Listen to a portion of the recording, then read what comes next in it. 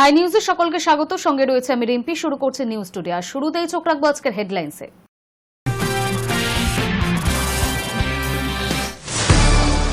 অভিযুক্তরা কেড়ে নিয়েছিল মোবাইল, যাতে বাইরের কাউকে খবর না দিতে পারেন। কসবা ঘটনায় পুলিশি জেরায় গুরুত্বপূর্ণ দাবি নিরাপত্তা রক্ষীর। প্রবীণ সিপিআইএম নেতাকে রাস্তায় ফেলে মার তৃণমূল নেত্রীর। খড়গপুর টাউন থানায় তৃণমূল নেত্রীর বিরুদ্ধে দায়ের অভিযোগ।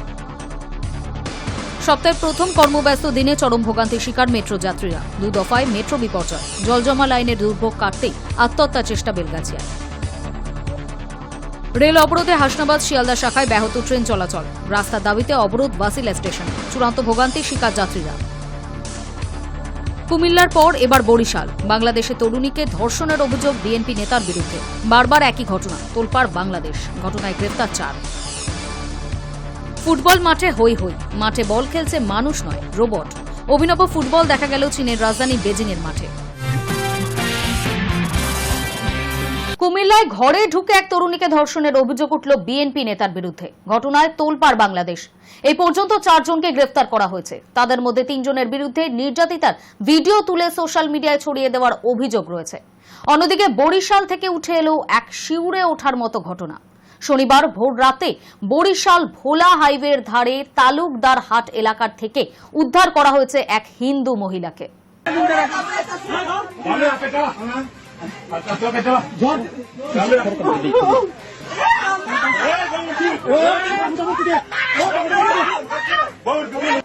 বৃহস্পতিবার রাতে কুমিল্লার মুরাদনগর উপজেলার রামচন্দ্রপুর পঞ্চকিটা গ্রামে রাত প্রায় 10টা নাগাদ ঘটনাটি ঘটে।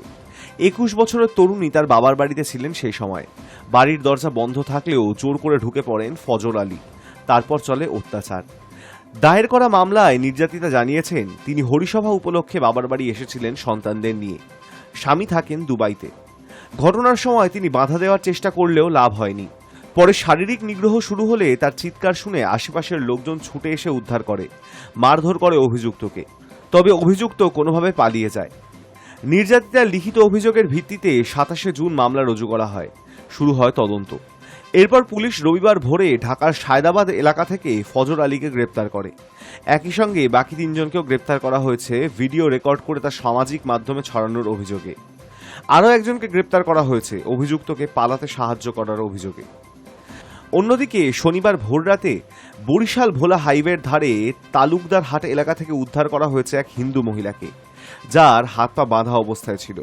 প্লাস্টিকে মুড়ে ফেলে দেওয়া হয়েছিল রাস্তায়। স্থানীয়দের অনেকেই প্রথমে ভেবেছিলেন হয়তো কোনো মহিলার দেহ এইভাবে রাস্তায় পড়ে আছে। সেই ভেবেই তারা পুলিশে খবর দেন। কিন্তু পুলিশ এসে উদ্ধার করতে গিয়ে দেখেন আশ্চর্যজনকভাবে তিনি তখনও বেঁচে আছেন। সঙ্গে সঙ্গেই বরিশালের শেরে বাংলা মেডিকেল কলেজ হাসপাতালে ভর্তি করা হয়। আপাতত সেখানেই চিকিৎসাধীন তিনি। ডাক্তাররা জানিয়েছেন তার শরীরের বিভিন্ন অংশ সত্যি অ্যাসিডে পুড়ে গিয়েছে। পুলিশ খোঁজ নিয়ে জানতে পেরেছে নির্যাতিতা হিন্দু সম্প্রদায়ের। প্রাথমিক তদন্তে অনুমান তাকে ধর্ষণের পর খুনের চেষ্টা করা হয়েছিল। সেই কারণেই পলিথিনে মুড়ে ফেলে রেখে যাওয়া হয় রাস্তার ধারে। বরিশাল বন্দর থানার পুলিশ জানিয়েছে ঘটনার তদন্ত শুরু হয়েছে। অপরাধীদের শনাক্ত করতে বিভিন্ন জায়গায় সিসিটিভি ফুটেজ খতিয়ে দেখা হচ্ছে। এই 2 ঘটনার জেরে ফের প্রশ্নের মুখে বাংলাদেশে হিন্দু মহিলাদের নিরাপত্তা। রাজনৈতিক মহলের দাবি, গত বছর আওয়ামী লীগ সরকারের পতনের পর অন্তর্বর্তী সরকার গঠনের সময় থেকে মৌলবাদীদের দাপট বেড়েছে বাংলাদেশে। প্রধান উপদেষ্টা মোহাম্মদ ইউনূসের নেতৃত্বে নতুন প্রশাসনের আমলে লাগাতার নির্যাতনের শিকার হচ্ছেন হিন্দু ও অন্যান্য সংখ্যালঘু সম্প্রদায়ের মানুষ। Hi news Network. টানা 12 দিনের সংঘাতের পর ইসরায়েল এবং ইরান যুদ্ধবিরতিতে সম্মত হয়েছে। কিন্তু শত্রুকে বিশ্বাস করছে না তেহরান। যে কোনো মুহূর্তে এই যুদ্ধবিরতি ভেঙে যেতে পারে বলে মনে করছে তারা। যদিও তা হয়, তবে কঠোর জবাব দিতে দুবার ভাববে না ইরান রেভলিউশনারি গার্ড। এমনটাই মন্তব্য করলেন ইরানের সেনার চিফ অফ স্টাফ আব্দুল রহিম মৌসাভি। সৌদির মন্ত্রীর সঙ্গে ফোনে ইরান এবং ইসরায়েলের সাম্প্রতিক সংঘাত এবং যুদ্ধবিরতির প্রসঙ্গ উঠলে মৌসাভি বলেন, যুদ্ধবিরতি সহ নিজেদের বিভিন্ন অঙ্গীকারের প্রতি শত্রু কতটা দায়বদ্ধ আমাদের তা নিয়ে গুরুতর সন্দেহ আছে। যুদ্ধবিরতি ভেঙে ইসরায়েল যদি আবার আক্রমণ শুরু করে, মৌসাভির জবাব, যদি আবার হামলা হয় কঠোর জবাব দিতে আমরা একেবারে প্রস্তুত। গত 13 জুন থেকে ইসরায়েল এবং ইরানের সংঘাত শুরু হয়েছিল।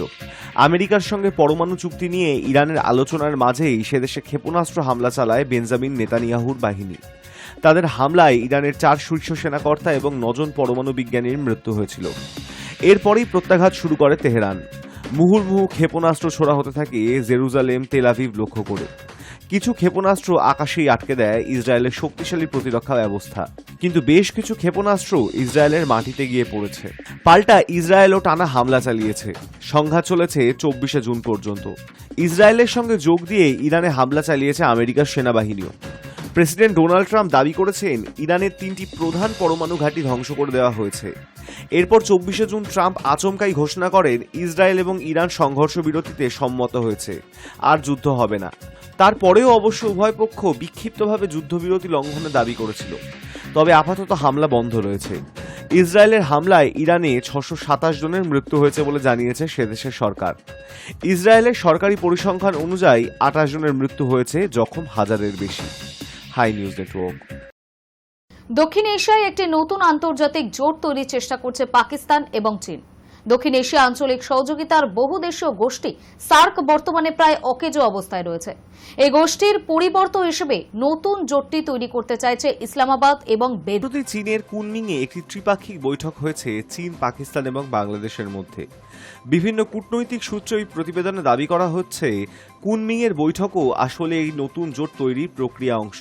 দক্ষিণ এশিয়ার যে দেশগুলি সার্কের সদস্য, তাদের এই নতুন জোটে আমন্ত্রণ জানানোর বিষয়েও চীনের বৈঠকে আলোচনা হয়েছে বলেই দাবি। যদিও এমন কোনো জোটের বিষয়ে আলোচনার কথা অস্বীকার করেছে বাংলাদেশের অন্তর্বর্তী সরকার। তাদের দাবি, বেজিংয়ে কোনো রাজনৈতিক বৈঠক হয়নি। ঢাকা, বেজিং এবং ইসলামাবাদের মধ্যে নতুন জোট নিয়েও কোনো আলোচনা হয়নি বলেই দাবি বাংলাদেশ সরকারের। বাংলাদেশের অন্তর্বর্তী সরকারের বিদেশ উপদেষ্টা তৌহিদ হোসেনের বক্তব্য, আমরা কোনো জোট তৈরি করছি না। বস্তুত দক্ষিণ এশিয়ার বহুদেশীয় গোষ্ঠী সার্ক এখন প্রায় নিষ্ক্রিয় হয়ে রয়েছে। দীর্ঘদিন ধরে সার্কের কোনো সম্মেলন হয়নি। এই বহুদেশীয় গোষ্ঠীতে মোট 8টি দেশ রয়েছে: ভারত, বাংলাদেশ, পাকিস্তান, আফগানিস্তান, নেপাল, ভুটান, শ্রীলঙ্কা এবং মলদ্বীপ। 2014 সালে এই গোষ্ঠীর শেষ সম্মেলন হয়েছিল। উরি জঙ্গি হানার প্রতিবাদে 2016 সালে পাকিস্তানে আয়োজিত সার্ক সম্মেলনে যোগ না দেওয়ার সিদ্ধান্ত নেয় ভারত। এরপরে বাংলাদেশ, ভুটান এবং আফগানিস্তানও সম্মেলনে যোগ না দেওয়ার সিদ্ধান্ত নেয়, ফলে ওই সম্মেলন ভেস্তে যায়। তারপর থেকে আর কোনো সার্ক সম্মেলন হয়নি। বর্তমানে সার্ক গোষ্ঠী দৃশ্যত নিষ্ক্রিয় অবস্থাতেই রয়েছে। পাক সংবাদ মাধ্যমের তথ্যের ভিত্তিতে পিটিআই জানিয়েছে, নতুন ওই সম্ভাব্য আন্তর্জাতিক মঞ্চে ভারতকেও আমন্ত্রণ জানানোর কথা ভাবা হচ্ছে বলেই দাবি সূত্রের। নতুন গোষ্ঠীতে আমন্ত্রণ জানানো হতে পারে শ্রীলঙ্কা, আফগানিস্তান এবং মলদ্বীপকেও। দাবি করা হচ্ছে আঞ্চলিক যোগাযোগ এবং বাণিজ্যে আরও গতি আনতেই এই নতুন গোষ্ঠীটি তৈরির উদ্যোগ নেওয়া হয়েছে। যদিও কূটনৈতিক মহলের একাংশের অনুমান, পাকিস্তানের তত্ত্বাবধানে যদি এই আন্তর্জাতিক গোষ্ঠী তৈরি হয় এবং সেখানে ভারতকে আমন্ত্রণ জানানো হয়, সেক্ষেত্রে ভারতের যোগ না দেওয়ার সম্ভাবনাই প্রবল। Hi news Network. পরিবেশ দূষণ মাত্রা ছাড়া হলে কি বিপর্যয় নেমে আসতে পারে, সেটা হাড়ে হাড়ে টের পাচ্ছে ইউরোপ।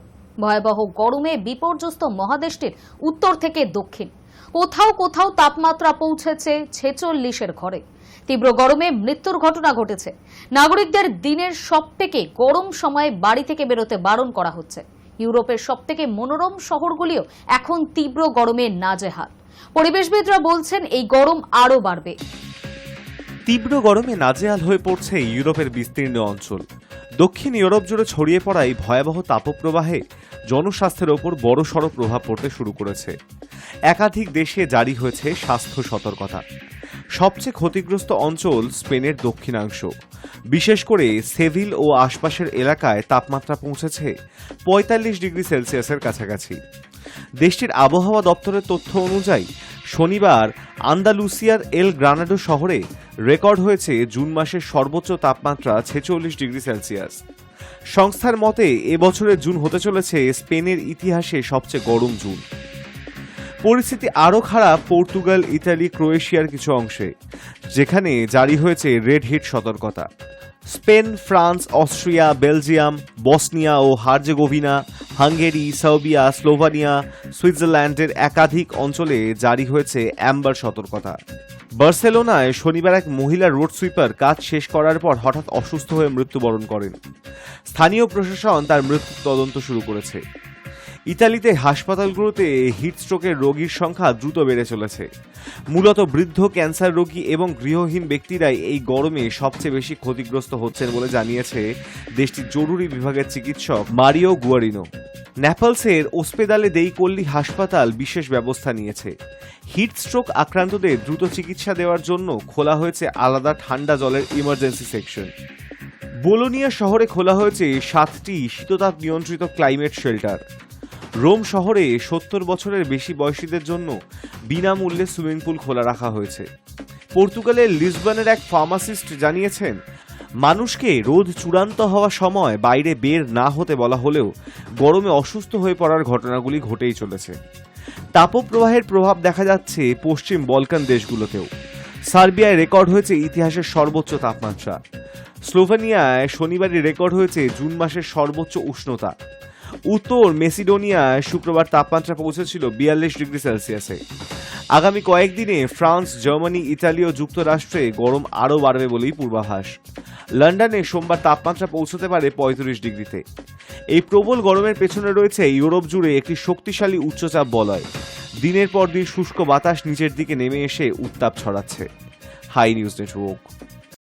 ফুটবল মাঠে হই হই, একজন খেলোয়াড় বল নিয়ে দৌড়াচ্ছে, তাকে বাধা দিচ্ছেন আরো আরেকজন। ধাক্কাধাক্কিতে পড়ে যাওয়ার পর আবার নিজেই উঠে দাঁড়াচ্ছে খেলোয়াড়রা। ভাবছেন এতে নতুন কি আছে?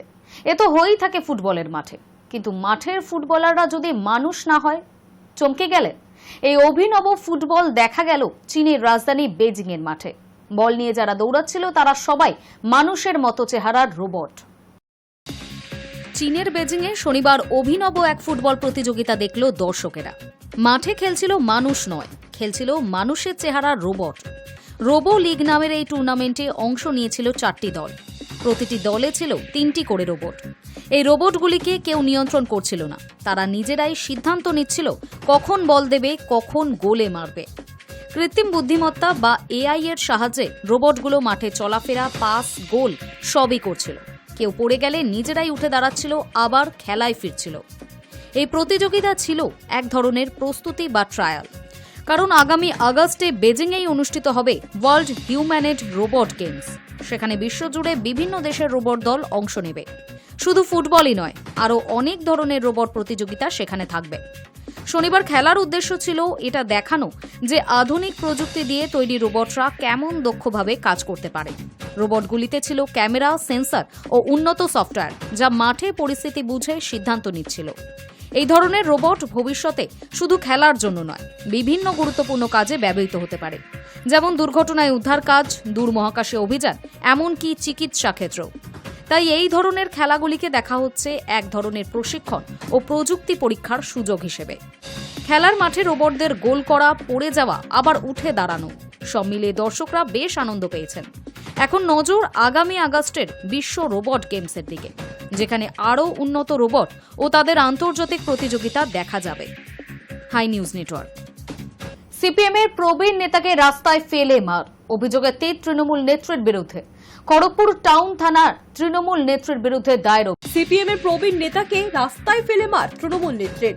খড়গপুরের খড়িদা এলাকায় প্রবীণ সিপিএম নেতা অনিল দাসকে প্রকাশ্যে রাস্তায় ফেলে বেধড়ক মারধরের অভিযোগ উঠল তৃণমূল নেত্রী বেবি কোলে ও তার অনুগামীদের বিরুদ্ধে। শুধু মারধরই নয়, তাকে জুতো পেটাও করা হয় বলে অভিযোগ। ঘটনার জেরে চাঞ্চল্য ছড়িয়েছে মালঞ্চ এলাকায়। ঘটনার সূত্রপাত একটি দেওয়াল ভাঙাকে কেন্দ্র করে। অভিযোগ, এক ব্যক্তির বাড়ির পাঁচিল জোর করে ভেঙে দিয়েছিলেন তৃণমূল নেত্রী বেবি কোলে। সেই ঘটনার প্রতিবাদ করেছিলেন প্রবীণ সিপিএম নেতা অনিল দাস, আর সেই প্রতিবাদেই সোমবার তার উপর হামলা চালানো হয় বলে অভিযোগ। প্রত্যক্ষদর্শীরা জানিয়েছেন, বেবি কোলের নেতৃত্বে একদল লোক খড়িদা এলাকায় রাস্তায় অনিল বাবুকে ধরে ফেলেন এবং তাকে মাটিতে ফেলে বেধড়ক মারধর করেন। প্রাণে বাঁচতে বাম নেতা একটি রঙের দোকানে আশ্রয় নেন, সেখানেও তাকে নিস্তার দেয়নি হামলাকারীরা। অভিযোগ, দোকানের রঙের ডাব্বা তার গায়ে ছুঁড়ে মারেন, তাতে তিনি পুরোপুরি ভিজেও যান। পরবর্তীতে স্থানীয় বাসিন্দাদের সহায়তায় অনিল দাস খড়গপুর টাউন থানায় পৌঁছে লিখিত অভিযোগ দায়ের করেছেন তৃণমূলের বেবি কোলের বিরুদ্ধে। High news network. স্কুল রয়েছে মাঠ, মিড ডে মিলের ব্যবস্থাও নেই, শিক্ষকের অভাবে কমছে পড়ুয়ার সংখ্যাও। বর্তমানে জলপাইগুড়ির এই স্কুলের অবস্থা শোচনীয়। শিক্ষকের অভাবে বন্ধ হয়ে যেতে পারে স্কুলও। মাঠ, পাকা ক্লাসরুম, ঝা চকচকে এই স্কুলে শিক্ষকের সংখ্যা মাত্র 1 জন, পড়ুয়া 14 জন। প্রাইমারি শিক্ষার ক্ষেত্রে গ্রামীণ বাংলার এটাই বর্তমান অবস্থা। ঝাঁ চকচকে বিল্ডিং, শ্রেণীকক্ষের ভিতর চেয়ার, টেবিল, বেঞ্চ, ফ্যান, আলোর ব্যবস্থা সবই রয়েছে। রয়েছে সুবিশাল খেলার প্রাঙ্গণও। নেই কেবল পড়ুয়া এবং শিক্ষক। জলপাইগুড়ি জেলা ধূপগুড়ি ব্লকের মাগুরমারি 1 নম্বর গ্রাম পঞ্চায়েতের গোসাইহাট লেবুতলা এলাকায় 2011 সালে স্থাপিত হয়েছিল 5ম শ্রেণী থেকে 8ম শ্রেণী পড়ুয়াদের জন্য নিরঞ্জন পাঠ জুনিয়র হাই স্কুল। কিন্তু বর্তমানে মুখ থুবড়ে পড়ে রয়েছে এই স্কুল। আজ তো এই জুনিয়র হাই স্কুলের কাগজে কলমে মাত্র 14 জন পড়ুয়া, তবুও আবার 5ম থেকে 7ম শ্রেণী পর্যন্ত। 8ম শ্রেণীতে কোনো পড়ুয়াই নেই। আরও অবাক করা বিষয়, এই এত বড় স্কুলের দায়িত্বে রয়েছেন মাত্র একজন অবসরপ্রাপ্ত শিক্ষক, যিনি একা হাতে কখনো স্কুলের সাফাই কর্মী, কখনো লাইব্রেরিয়ান, কখনো দপ্তরি, তো কখনো আবার পড়ুয়াদের জন্য হয়ে উঠছেন শিক্ষাগুরু। তার উপর বাড়তি স্কুলের কাগজে কলমের একাধিক কাজ এই গেস্ট টিচারকেই সামলাতে হয়। 5ম থেকে 7ম শ্রেণী পর্যন্ত মাত্র 14 জন পড়ুয়ার হিসেবটা সরকারি খাতায় থাকলেও উপস্থিতির হার মাত্র হাতে গোনা 3 থেকে 5 জন। এভাবেই চলছে জুনিয়র হাই স্কুল। কোনো হেলদোল নেই স্থানীয় প্রশাসন থেকে শুরু করে ব্লক প্রশাসন, এমনকি শিক্ষা বোর্ডের। গ্রামবাসী এবং অভিভাবকদের দাবি, স্কুলে শিক্ষক না থাকায় পড়ুয়ার সংখ্যা দিন দিন কমছে। হয়তো একটা সময় গিয়ে স্কুলটাই বন্ধ হয়ে যাবে। স্থানীয় পঞ্চায়েত সদস্য অবশ্য জানিয়েছেন, গোটা বিষয়টি সকলে জানা থাকলেও সরকার কোনো ভ্রুক্ষেপ করছে না। যিনি দায়িত্বে রয়েছেন তিনিও আগামী বছর অবসর নেবেন। তার আগে স্কুলের হাল ফেরাতে শিক্ষক নিয়োগ হবে কিনা তা নিয়ে রয়েছে ধোঁয়াশা। পড়ুয়ারাও চাইছে স্কুলে আরও শিক্ষক নিয়োগ হোক, নয়তো স্কুলটাই বন্ধ হয়ে যাবে। স্কুলের এই বর্তমান পরিস্থিতি দেখে স্থানীয় মানুষ তাদের বাচ্চাদের পার্শ্ববর্তী উচ্চতর মাধ্যমিক বিদ্যালয়গুলিতে ভর্তি করাচ্ছেন। এদিকে সুবিশাল এই স্কুলটি সকলের অজান্তেই বন্ধ হয়ে যেতে বসেছে। High news network. অপারেশন সিঁদুরের পর সামরিক ক্ষেত্রে গুরুত্বপূর্ণ ভূমিকা অবতীর্ণ হয়েছে Indian Space Research Organisation ISRO. এবার শত্রুপক্ষের কর্মকাণ্ড নজরে রাখতে আকাশপথে ইসরোর নজরদারি। চীন ও পাকিস্তানের গতিবিধির ওপর 24 ঘন্টা নজরদারি চালাতে মহাকাশে 52টি সামরিক স্যাটেলাইট বা কৃত্রিম উপগ্রহ পাঠানোর সিদ্ধান্ত নিয়েছে কেন্দ্রীয় সরকার। অপারেশন সিন্দুরের সময় গোটা দুনিয়া দেখেছে কাকে বলে বৈদ্যুতিন যুদ্ধ কৌশল। সিগন্যাল জ্যাম করা, রাডারের চোখে ধুলো দেওয়ার কৌশল। ভারত প্রায় 22 মিনিট যাবৎ পাকিস্তানের প্রতিরক্ষা বিভাগের সমস্ত সিগন্যাল নিজের কবজায় নিয়ে নিয়েছিল। আর এই 22 মিনিটের খেলায় পাকিস্তানের মুখ ভোঁতা করে দিয়েছে ভারতের বিমান বাহিনী। এই অসম্ভব কাজকে সম্ভব করে তুলেছে দেশের বৈদ্যুতিন যুদ্ধ, যার মূল হাতিয়ারগুলি ঘুরছে মহাকাশে। দেশের চর উপগ্রহগুলির কেরামতিতেই এটা সম্ভবপর হয়েছিল। এই উপগ্রহগুলির তোলা ছবি থেকেই নির্দিষ্ট করা হয়েছিল পাকিস্তান ও পাক অধিকৃত কাশ্মীরে থাকা জৈশ-ই মোহাম্মদ, লস্কর-ই তাইবা ও হিজাবুল মুজাহিদ্দিনদের জঙ্গি ঘাঁটিগুলিকে। তাদের একেবারে সঠিক আস্তানার সন্ধান। উপগ্রহের ছবি ও গোয়েন্দাদের তথ্য মিলিয়ে খোঁজ মিলেছিল বাওয়ালপুর, মুজাফফরাবাদ, কোটলি, শিয়ালকোটের ঘাঁটি। পহেলগাঁও কাণ্ড ও অপারেশন সিন্দুর থেকে শিক্ষা নিয়ে এবার ভারত আধুনিকোত্তর যুগের যুদ্ধ কৌশলকে আরও শক্তিশালী করার দিকে এগোতে চাইছে।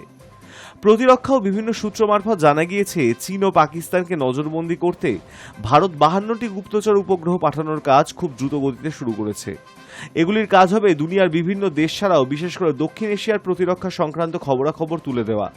এমনকি এগুলিকে এমনভাবে তৈরি করা হচ্ছে যে প্রয়োজন পড়লে উপগ্রহকে সামরিক উদ্দেশ্যেও ব্যবহার করা যেতে পারে। মহাকাশ নজরদারিতে জোর দিতে গত বছর অক্টোবরে ভারত সরকার 26,968 কোটি টাকার বিশাল বাজেট পাশ করেছিল। সেই প্রকল্পের অন্তর্গত এই উপগ্রহগুলি। এই প্রকল্পে ইসরো পাঠাবে 21টি উপগ্রহ। এছাড়া 3টি বেসরকারি সংস্থা বাকি 31টি উপগ্রহ তৈরি ও উৎক্ষেপণের দায়িত্বে থাকবে। এর প্রথম দফায় উপগ্রহ ছাড়া শুরু হবে আগামী বছরের এপ্রিল মাস থেকে এবং গোটা প্রকল্পটি শেষ করে ফেলা হবে 2029 সালের আগে। প্রতিরক্ষা মন্ত্রকের অন্তর্গত আইডিএস এই প্রকল্পে তদারকিতে থাকছে।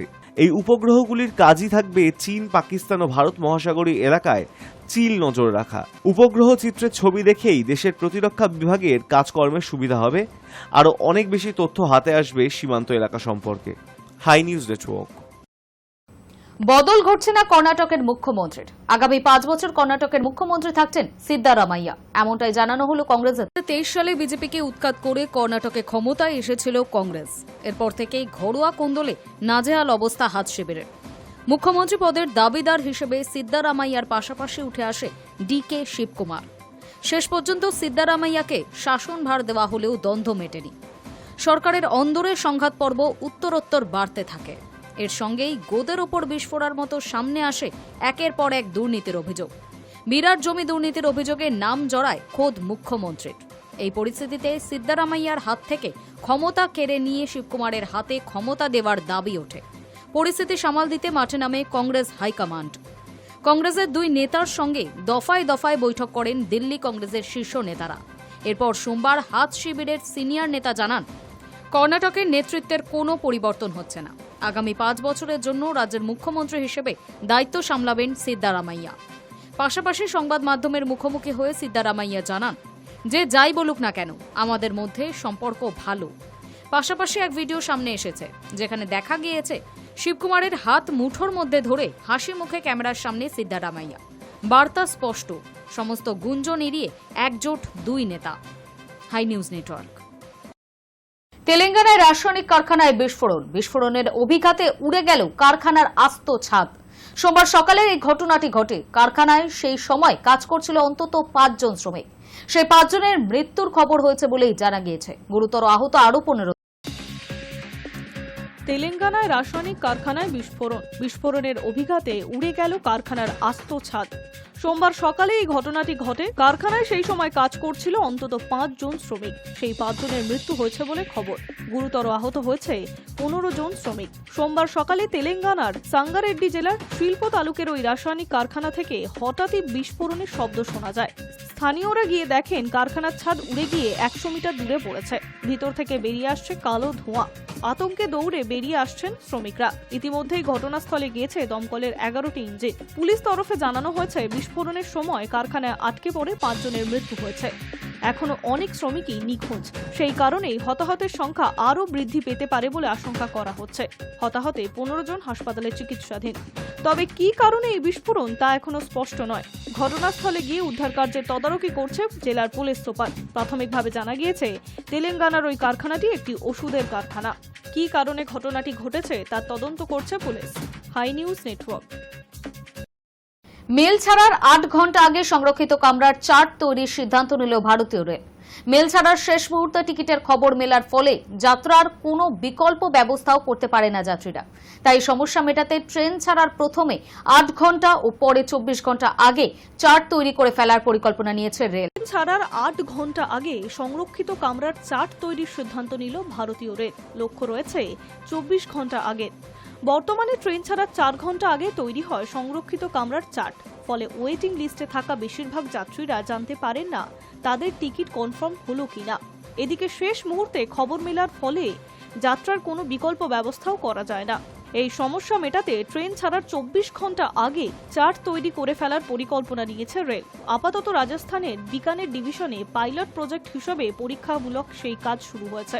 সাফল্য মিললে ধাপে ধাপে গোটা দেশে তা ছড়িয়ে দেওয়া হবে। দুপুর 2টো পর্যন্ত যে ট্রেনগুলি ছাড়বে সেগুলোর ক্ষেত্রে আগের দিন রাত 9টার মধ্যে তৈরি করা হবে চার্ট। বাকিগুলোর ক্ষেত্রে 8 ঘন্টা আগে চার্ট তৈরি হবে। পাশাপাশি প্যাসেঞ্জার রিজার্ভেশন সিস্টেম বা পিআরএস এর আধুনিকীকরণও করা হচ্ছে। ফলে দেশ জুড়ে প্রতি মিনিটে প্রায় 1.5 লক্ষ মানুষ টিকিট কাটতে পারছে, যা আগের তুলনায় 5 গুণ বেশি। প্রতি মিনিটে টিকিট সংক্রান্ত খোঁজ নিতে পারছে প্রায় 40 লক্ষ মানুষ, যা আগের তুলনায় 10 গুণ বেশি। High news network. Sidhu Kanu মুর্মুর ভারতীয় ইতিহাসে অবদান অনস্বীকার্য। সেই অবদানের সত্য কথা এবার আসতে চলেছে বড় পর্দায়। যারা ভিন্ন ধারার ছবি দেখতে ভালোবাসেন তাদের জন্য তৈরি হতে চলেছে হুল। এই ছবিতে 2 বিদ্রোহী নেতার ভূমিকায় যথাক্রমে দেবাশিস মণ্ডল, কিঞ্জল নন্দকে দেখা। সিধু কানু মুর্মুর নামে কেবল একটি রাস্তা, সিধু কানু ডহর, আর কয়েকটি মূর্তি। স্বাধীনতার 78 বছর পরে 170 বছরের পুরনো সাঁওতাল বিদ্রোহের 2 নেতার প্রাপ্তি কেবল এটুকু। ভারতীয় ইতিহাসেও তাদের অবদান অনস্বীকার্য। পাঠ্যপুস্তকের পাতায় এই বিদ্রোহ এবং বিদ্রোহের নেতাদের নিয়ে তেমন তথ্যও নেই। বাংলা বিনোদন দুনিয়াও তাদের নিয়ে ছবি তৈরির কথা ভাবেননি। তাই ভিন্ন ধারার ছবির যারা দর্শক তাদের জন্য প্রযোজক অনুপল সাউ এবং পরিচালক আবির রায়ের নতুন উপহার হুল। এই ছবিতে 2 বিদ্রোহী নেতার ভূমিকায় যথাক্রমে দেবাশিস মণ্ডল, কিঞ্জল নন্দ। সকলে যখন রহস্য, রোমাঞ্চ আর ভৌতিক কাহিনীতে মজে, তখন আসতে চলেছে 1855-56 সালের সত্য কাহিনী। পরিচালক আবিরের যুক্তি, 170 বছর পরেও কেউ সিধু কানুর কথা সেইভাবে বলেন না। আমরা বলার প্রয়োজনীয়তা অনুভব করছি। প্রযোজক পাশে না থাকলে অবশ্যই এই সাহস দেখাতে পারতাম না। তাই অনুপলের কাছ থেকে সবুজ সংকেত মিলতেই দেরি করেননি পরিচালক। ঝাড়খণ্ডে ছবির বড় অংশের শুটিং সেরে ফেলেছেন। ছবিতে 2 অভিনেতা ছাড়াও আছেন চন্দন সেন, বিশ্বরূপ বিশ্বাস, বুদ্ধদেব ভট্টাচার্য, উমা বন্দ্যোপাধ্যায়, শ্রীতমা দে। গানে দেখা যাবে ছোট পর্দার দীপান্বিতা রক্ষিতকে। অনুপল এবং আবির একযোগে জানালেন, তারকাদের সিধু কানু চরিত্রের উপযোগী করে তোলা যথেষ্ট পরিশ্রমের। গায়ের রং থেকে চেহারার ধাঁচ কোনোটাই মেলে না। পাশাপাশি অভিনয়ও পোক্ত হতে হবে। কিঞ্জল এবং দেবাশিসের মধ্যে তারা সব গুণ দেখতে পেয়েছেন, তাই তাদের মুখ্য ভূমিকায় বেছে নিয়েছেন। Hi news Network. News today এখনকার মতো এই পর্যন্তই। নজর রাখুন হাই নিউজে, নির্ভীক, নিরপেক্ষ।